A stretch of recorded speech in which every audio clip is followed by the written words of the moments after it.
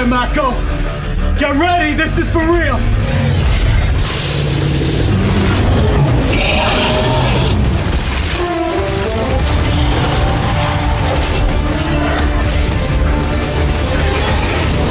Hey there, I'm Mark Ellis, and welcome to an all-new episode of RT Essentials. If you're anything like me, you just can't get enough of sci-fi, the time travel, the robots, the spacecrafts, the time-traveling robots riding in spacecrafts like Robot in Lost in Space. Really, they named the robot? It's just called Robot. Lazy in space, more like it. I digress. The point is, we love science fiction, and nothing pairs better with science-based cinema than some grade-A action. These scenes don't take no crap off nobody. They're out there, they can't be bargained with, and they don't feel pity or remorse or fear. They've come here to kick butt and chew popcorn. And they're all out of popcorn. But hopefully you're not. So go ahead and get those kernels popping, scoot forward to the edge of your seat, and throw on your favorite tinfoil hats. These are the most badass sci-fi action scenes ever. The Truck Chase, Terminator 2.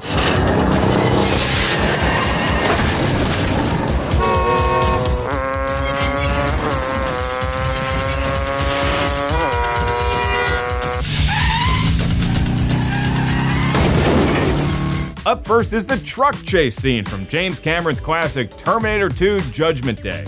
In T2, John Connor is the target of a shape-shifting T-1000. You know, the liquid metal guy? But luckily, he's got another Terminator on his team, the revamped T-800 that looks remarkably like Arnold Schwarzenegger. Unlike his character in the first Terminator, Arnold's T-800 is actually a good guy in this film, sent from the future to protect Connor. Which brings us to a chase in which Connor flees from the T-1000 on a small motorcycle, and the T-1000 steals a semi-truck, drives it off a bridge, and chases Connor through the concrete flood channels of Los Angeles. The T-1000 is relentless, but the Governator catches up on his motorcycle, rescues Connor just seconds before the T-1000 crashes his truck into an overpass, and it explodes. Because a massive explosion was really the only way to end such an iconic action scene. Cameron utilized massive set pieces, pyrotechnics, lots of cables, and the latest CGI available to achieve this sequence. For the shot where Arnold's bike flies off a ledge, soars through the air, and crashes down on the concrete, large cranes were placed on the opposite sides of the jump with a wire running between them and the motorcycle attached to that wire so it could swing in the air and land without serious damage. The wires were then removed in post, which makes this shot look incredibly realistic.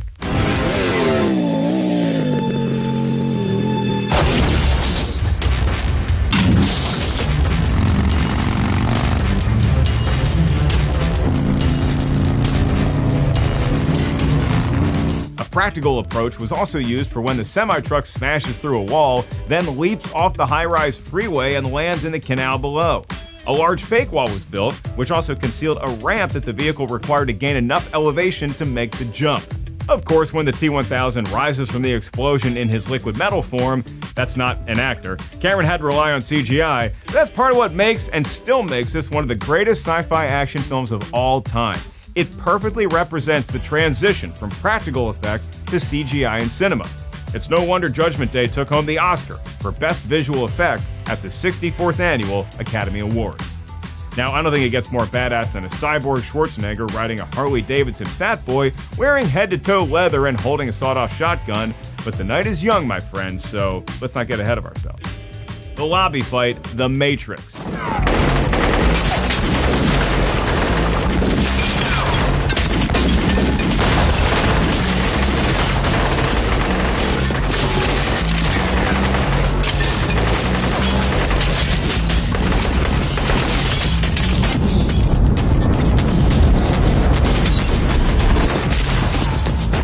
Already almost did it. I spoke too soon because the lobby fight from The Matrix might just be the most badass sci-fi action scene to ever hit the big screen.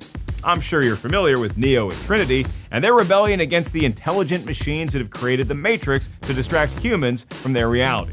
I'm sure you're also familiar with the groundbreaking bullet-time VFX that's become synonymous with the Matrix franchise. But did you know that the lobby shootout scene was mostly achieved using practical methods? Neo and Trinity enter the building carrying an overwhelming number of firearms, and naturally, they're swarmed by guards.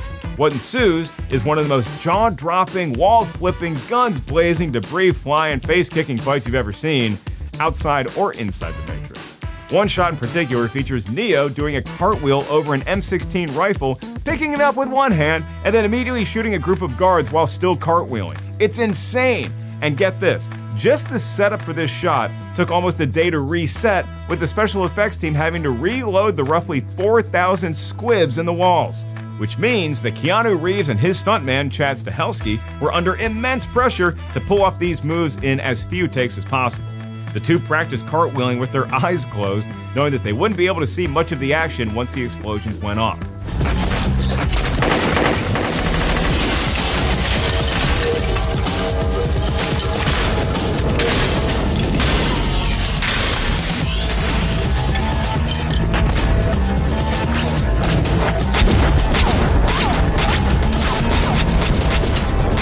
Magically, Reeves and Stahelski managed to pull off many of these stunts in one take. But still, Stahelski sustained several injuries during the making of The Matrix, including broken ribs and a dislocated shoulder, so we don't go thinking these were just some bendy spoon-fed actors that we're watching here. Again, these are badasses. Once again, wearing head-to-toe leather, I'm seeing a trend here. The Outpost 29 battle, Starship Troopers. Place closed, sir. We need pickup now. What's your position? Come down on this transmission. Inside the outpost? That's crazy. Well, I hope you have a crazy pilot. Out.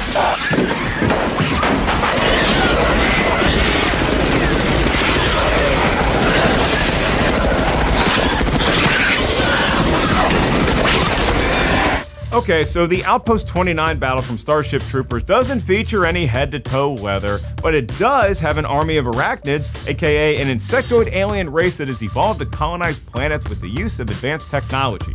And anything involving aliens gets the immediate badass stamp of approval. These are just the rules, folks. I don't make them, I'm simply a notary. The most repulsive creatures in the arachnid army are the four-legged warrior bugs, who can camouflage with their environment and reproduce in much larger numbers than other arachnids. Their role in the army is similar to that of the orcs in Lord of the Rings. They're the grunts of the operation, the ones you send to battle in high numbers, knowing they'll take the initial brunt of the opposing force. And that's exactly what happens at Outpost 29 on Planet P, when the Federation falls into a trap, gets swarmed by warrior bugs, and the arachnid army finally breaches the perimeter.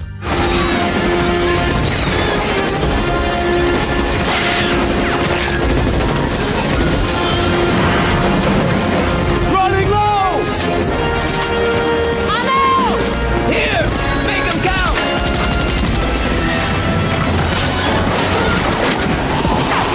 Let's take a moment to remember that this film was released in 1997, and somehow the special effects, specifically our warrior bugs, still hold up. I'd even go a step further and say that they're on par with the visual effects you'd see in big-budget films from the last 5 years. That's because, much like Jurassic Park, Starship Troopers use prosthetics, miniatures, models, and other practical methods in conjunction with CGI instead of relying on CGI alone. This hybrid method is one of the main reasons the aliens in this film make for such menacing antagonists. They were believable. But as you can imagine, this wasn't a cheap approach, and Starship Troopers ended up costing over $105 million to make. But it was nominated for Best Visual Effects at the 70th Academy Awards, and it's safe to say that the Outpost battle had a lot to do with that. Optimus Prime versus Bone Crusher Transformers. Megatron Prime!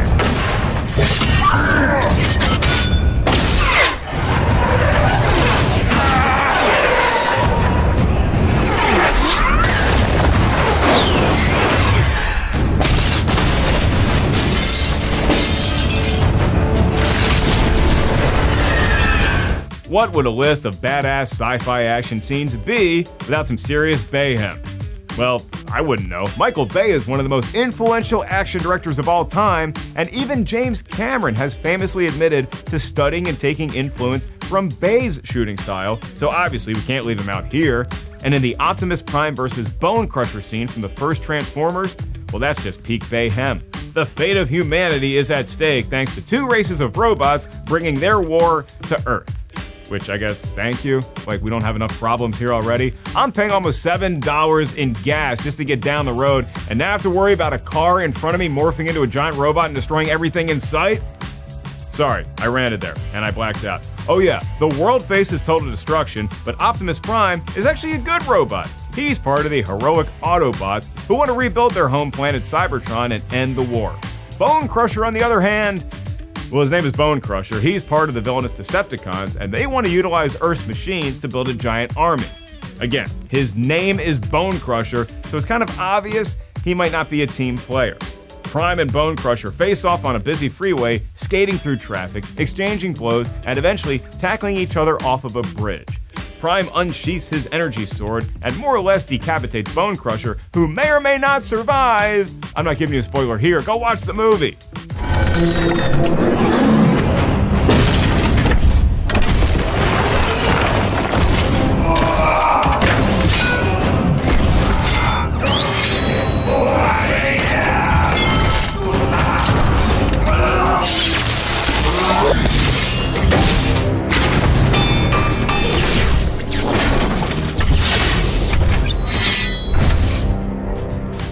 Yes, this scene is as epic as it gets, but it almost wasn't to be because Michael Bay originally dismissed Transformers as a, quote, stupid toy movie when he was approached to direct. But once he visited Hasbro, he started to understand and respect the concept and eventually came around. Also, he wanted to work with Steven Spielberg, who is an executive producer, because it's Steven Spielberg. What are you going to tell the guy no? Old Painless is waiting, Predator. Come on in. Old Painless is waiting. The Old Painless is waiting sequence from Predator could hold the record for the most ammunition fired with the least amount of damage done. Okay, that might not be entirely true. There's some serious damage done to those tree branches and the other rainforest vegetation, but I don't think that was the goal. The real target was the Jungle Hunter, aka Predator, aka the demon who makes trophies of men and aliens.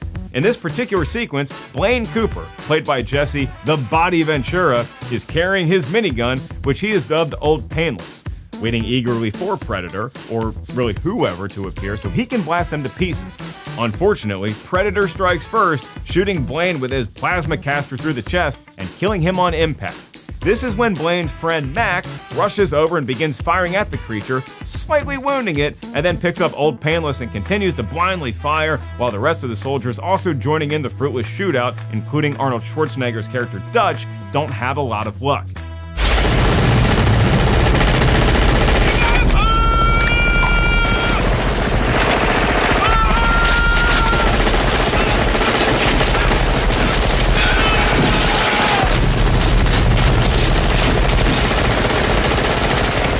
We got Ventura, we got the Governator. How many political figures does it take to kill a jungle creature? Clearly more than 2. Predator proved to be an effective sci-fi horror flick with plenty of action and one of the most terrifying and original monsters of any film to date. Considering this was screenwriting brothers Jim and John Thomas's first real script and director John McTiernan's second film ever, this was an impressive achievement, especially since it featured an ensemble cast and shot entirely on location in various jungles throughout Mexico. The Old Painless sequence featured tons of fake leaves to give an extra lush rainforest vibe, and that little bit of green Predator goo was actually from the inside of a glow stick. And this film still received an Oscar nomination for Best Visual Effects. See, you don't need all that fancy CGI, just get some glow sticks, some leaves, some shredded politicos, and you got yourself a picture. Get away from her, you beep alien. Get away from her, you.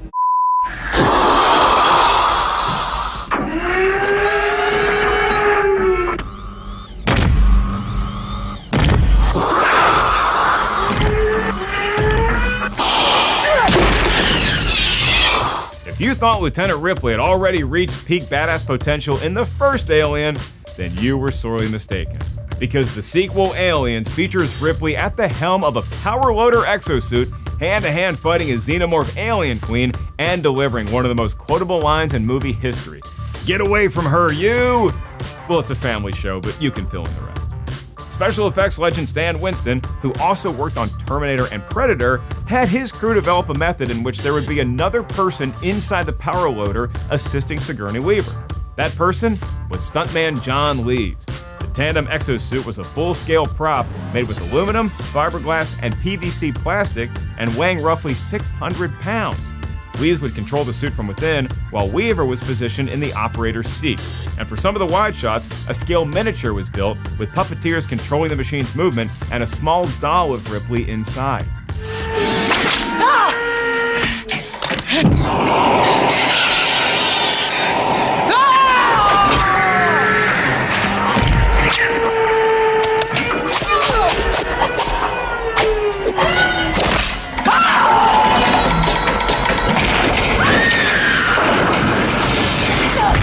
Aliens is packed with iconic scenes like this one, and Weaver's performance earned her an Oscar nomination for Best Actress, which was somewhat of a shock considering that science fiction, the entire genre, had been previously overlooked by the Academy.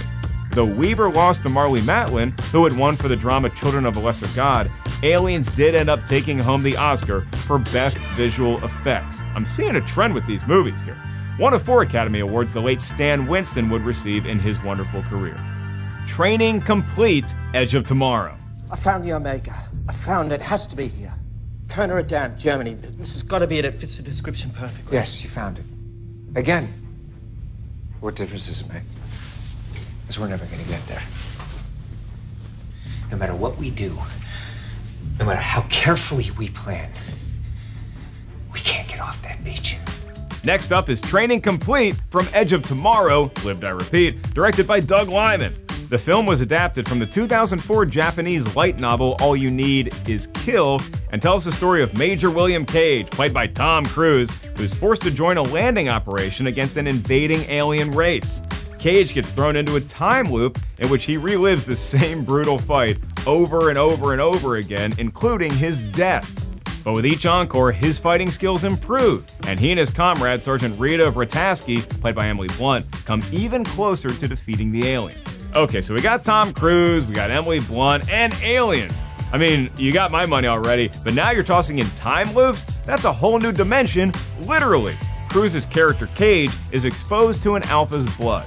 Alphas are the commanding unit of the Mimic Alien Invasion Force, and this exposure allows Cage to hijack the alien's ability to reset time. So now Cage and Vrataski can time loop and get sufficient training in to excel in combat, which is how the two end up at this most climactic moment. Vrataski assures Cage that he can do this. If he keeps showing up, she will train him, and that's when Cage tells Vrataski she already has, and boom, we're thrown right into the battle. You can do this. You can. You keep coming here every day and I'll train you. You already have.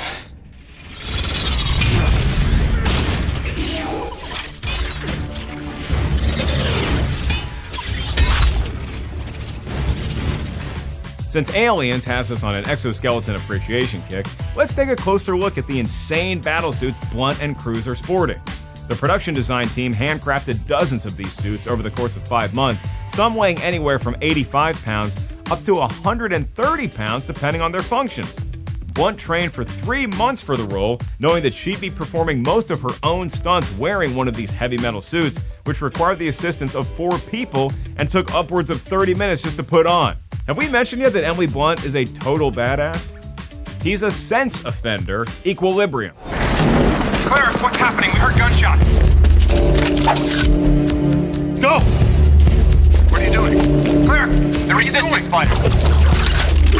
Cleric! He's a sense offender! He's a sense offender is a scene from the dystopian drama Equilibrium, in which Christian Bale's character John Preston joins the resistance and beats the heck out of a bunch of armed agents. He clearly doesn't like being called a sense offender, as is evidenced by what he does to the guard who accuses him of being such. But if you're familiar with the plot, then you'll understand that being a sense offender is the worst thing that you can be in this futuristic totalitarian state. The leaders of this new world blame human emotions as the cause of World War III, so any activity or object that stimulates human emotion is strictly forbidden and punishable by death. But clearly, we're emotional beings, so the population is forced to take a daily injection of Prosium-2 to suppress those emotions. Preston is a high-ranking cleric, uncompromising, and ambitiously carrying out his orders to keep the population under control and emotion-free. But after accidentally missing a dose of Prosium, he begins to experience emotional episodes and finds himself conflicted with his role in society. Preston continues to avoid his medication, One thing leads to another, and he eventually aids the revolution in overthrowing the regime.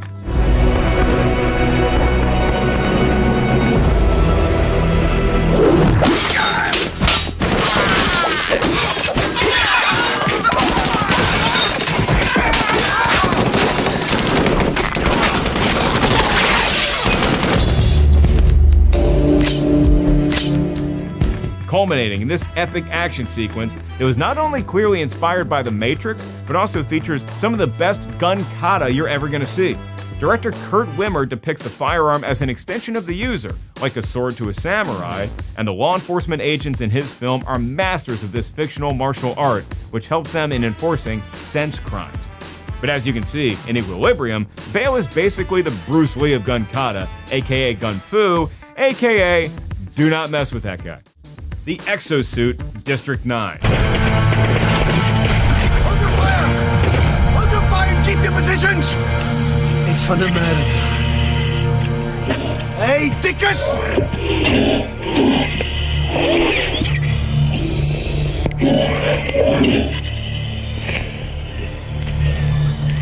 Did you really think we weren't going to squeeze in some more Exosuit appreciation before this episode was over? Then do you know me at all? How could we not include the Exosuit scene from the 2009 sci-fi thriller District 9? This time, instead of utilizing the biosuit to fight against extraterrestrials, like in Aliens and Edge of Tomorrow, the protagonist here, Wikus Vandermeer, uses the suit to fight off human mercenaries and rescue an alien named Christopher. Yes, the alien is named Christopher, which is still better than naming your robot Robot. Director Neil Blomkamp was already an established special effects artist and 3D animator, and when Peter Jackson saw Blomkamp's reel, he was so impressed that he decided to produce District 9, which was an adaptation of Blomkamp's short, Alive in Joburg. Well, Blomkamp was really supposed to direct a film adaptation of Halo with Jackson producing, but that fell through, so they decided to make District 9 instead. The point is, this was actually Blomkamp's first feature-length film, which is pretty astounding considering it was nominated for 4 Oscars, including Best Picture and, where is it, Best Visual Effects, the latter of which should not be surprising to anybody.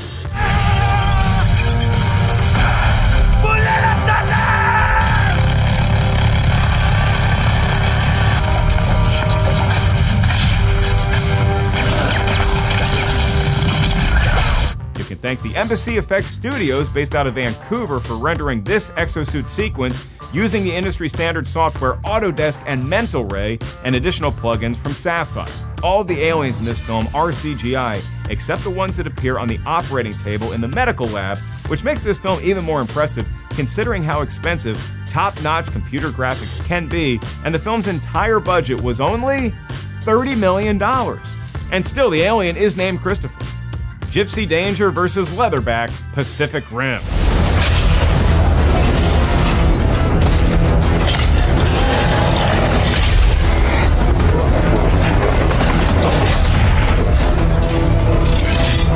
Elbow rocket! Now!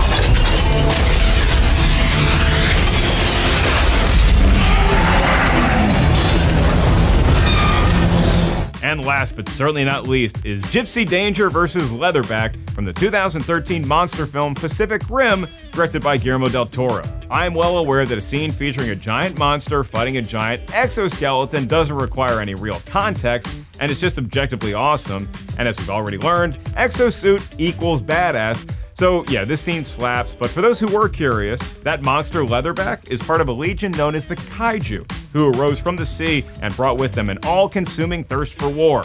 As a result, mankind was forced to develop massive robots called Jaegers, which humans could pilot via a neural bridge. Gypsy Danger was one of the oldest Jaegers in active combat, considered obsolete, but spoiler alert, when all other Jaegers had failed, it was Gypsy that came to the rescue and laid the smackdown on Leatherback.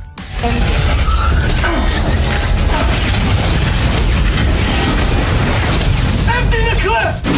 Empty the clip!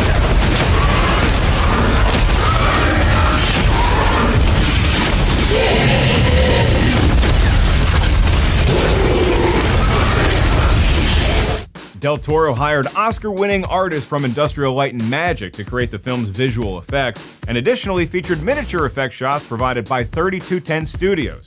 The acclaimed director took inspiration from the woodblock print The Great Wave off Kanagawa for the film's ocean battles, and for battles in general, like this one, he was influenced by Francisco Goya's painting The Colossus and wanted to evoke the same sense of awe in these shots as you get from Goya's work.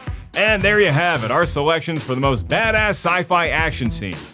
As always, we couldn't include every sequence that fits the bill, but we got plenty more episodes of RT Essentials coming your way, so I'm sure we'll get there eventually.